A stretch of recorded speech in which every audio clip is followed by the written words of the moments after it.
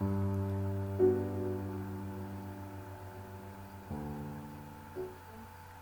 اللہ الرحمن الرحیم۔ السلام علیکم، میں ہوں Salman Saud. Welcome to YouTube channel Salman کی بات۔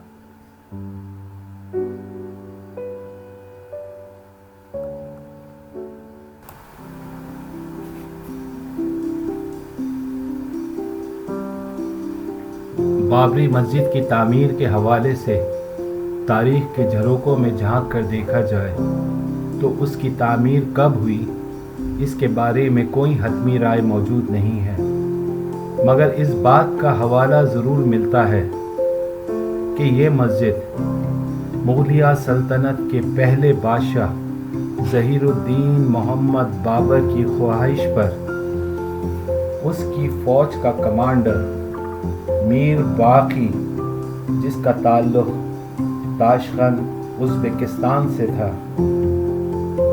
سن 1528 سن عیسوی میں ریاست اتر پردیش کے مقام اودھ میں، جو آج کل ایودھیا کے نام سے مشہور ہے، اس جگہ پر تعمیر کروائی تھی۔ بابری مسجد کے بارے میں کچھ مورخین کی رائے یہ ہے کہ دہلی سلطنت کے زمانے میں، جو سن 1300 سن عیسوی سے سن 1500 عیسوی کے درمیان یہ مسجد بنی تھی، جبکہ بابر نے اپنے دور حکومت میں اس کی صرف تزئین و آرائش کی تھی۔ اسی طرح مذہب جین مت اور بدھ مت کے ماننے والے اس بات کا قوی دعویٰ کرتے ہیں کہ سن 600 سن عیسوی میں یہ ایک مندر تھا۔ ان کے دعووں کے مطابق جس جگہ بابری مسجد تعمیر ہے، وہ مسجد سے پہلے ہندوؤں کے دیوتا رام کی جنم بھومی تھی اور وہ رام چبوترا کہلاتا تھا۔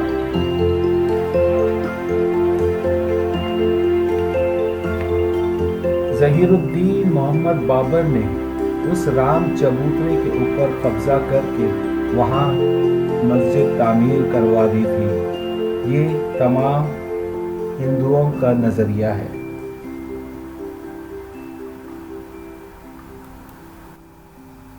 بابری مسجد اسلامی مغل تعمیر کے اعتبار سے بہترین شاہکار تھی۔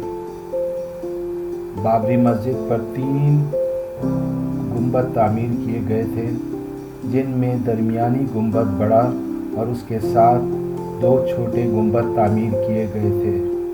مسجد کو پتھروں سے تعمیر کیا گیا، جس میں ایک صحن بھی شامل تھا۔ پانی کی غرض سے صحن میں ایک کنواں بھی کھودا گیا تھا۔ گنبدوں کو چھوٹی اینٹوں سے بنا کر اس پر چونے کا پلاسٹر کیا گیا۔ مسجد کو ٹھنڈا رکھنے کے لیے اس کے گنبدوں کو اونچا اور بلند بنایا گیا اور روشنی اور ہوا کے لیے جالی دار کھڑکیاں تعمیر کی گئی تھی۔ اندرونی تعمیر میں ایک خاص بات یہ بھی تھی کہ محراب میں کھڑے شخص کی سرگوشی کو مسجد کے کسی بھی حصے میں آسانی سے سنا جا سکتا تھا۔ الغرض یہ اسلامی فن تعمیر کا بہترین نمونہ تھی۔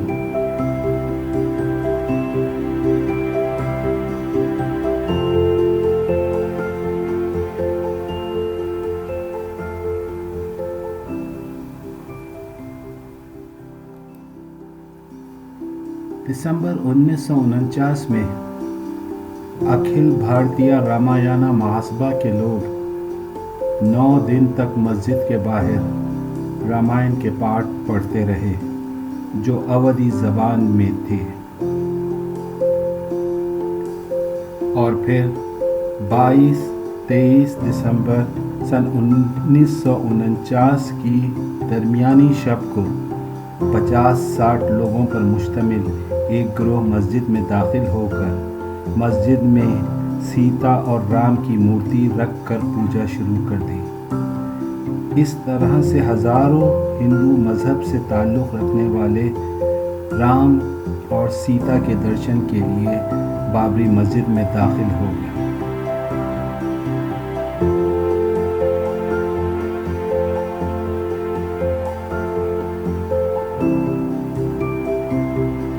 ہندو و مسلم میں فساد سے بچاؤ کی خاطر حکومت نے بابری مسجد کو متنازع جگہ قرار دے کر مسجد میں داخلے پر پابندی لگا دی اور اسے بند کر دیا۔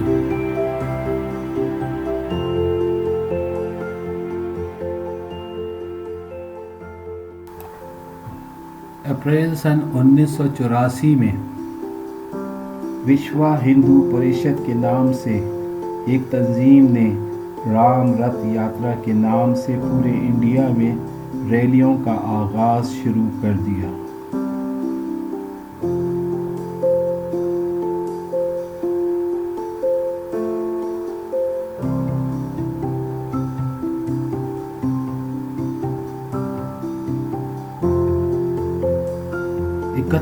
اکتوبر سن 1984 میں وزیر اعظم اندرا گاندھی کے اچانک قتل ہونے کی وجہ سے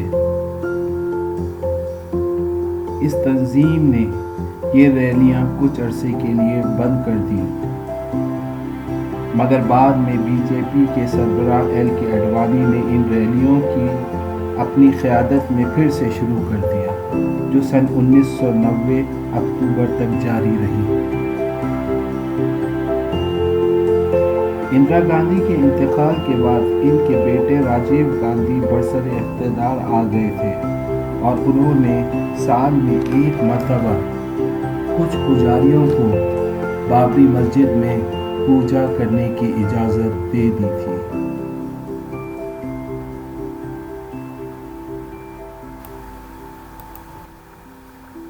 6 دسمبر سن 1992 بی جے پی، وشوا ہندو پریشد اور RSS کے لیڈران مسجد کے گرد جمع ہو کر پوجا کرنے لگے۔ اسی دوران دوپہر میں تنظیم کے کچھ لوگ بابری مسجد کے گنبد پر چڑھ کر اسے توڑنے لگے اور مسجد کو شہید کر دیا اور اس پر مندر بنا دیا۔ اس طرح پورے بھارت میں ہندو مسلم فسادات پھوٹ پڑے اور اس کے نتیجے میں تقریباً 3000 لوگ مارے گئے۔ پوری دنیا میں اس کا بہت برا اثر پڑا اور تمام مسلمانوں میں رنج و الم اور غصے کی کیفیت پیدا ہو گئی۔ 30 سپتمبر سن 2010 کو ہائی کورٹ نے فیصلہ دیا کہ اس مسجد کے 3 حصے کر کے مسلمانوں اور ہندوؤں میں تقسیم کر دیا جائے، تاہم مسلمانوں نے اس فیصلے کو قبول نہیں کیا اور اس فیصلے کو سپریم کورٹ میں چیلنج کر دیا۔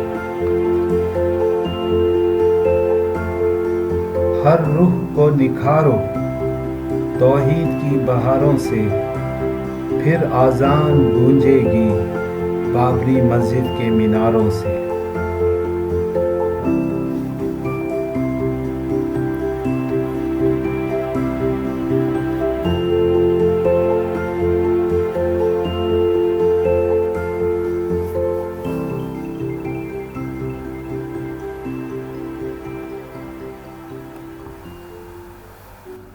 ناظرین، اب میں اپنے اس ولاگ کا اختتام کروں گا اور اپنے اگلے ولاگ میں آپ کو ایک ایک کر کے تمام مغل بادشاہوں کے بارے میں بتاؤں گا۔